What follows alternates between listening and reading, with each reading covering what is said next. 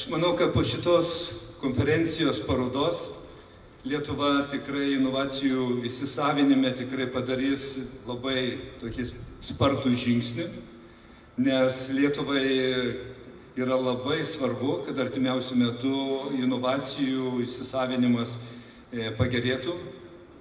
Kaip gaila, tokioj ir garbingoj aplinkoj, tokioj svarbioj šventėje, turiu pasakyti, kad inovacijų pritraukimu, įdiegimu, vertinimo Lietuva iš 141 šalies nuo galo yra 7 vietoje. Tai reiškia, kad mes čia esam susirinkę tam, kad tikrai padarytumėm didžiulį proveržį.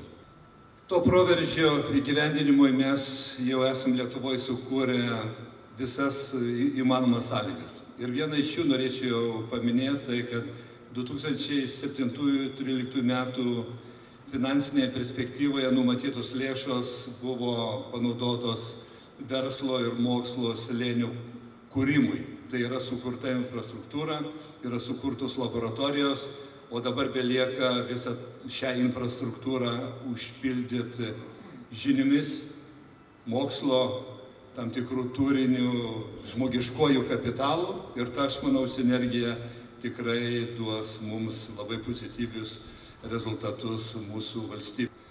Transbaltika 11 kartą renkasi Lietuvoje ir tai vienintelė paroda Baltijos valstybėse, kur gali transporto, logistikos srities įmonės kartu su mokslo institucijomis pasidalinti patirtimi, pasisemti patirties, palaikyti kontaktus, atrasti naujų kontaktų ir galbūt sudaryti kontraktą.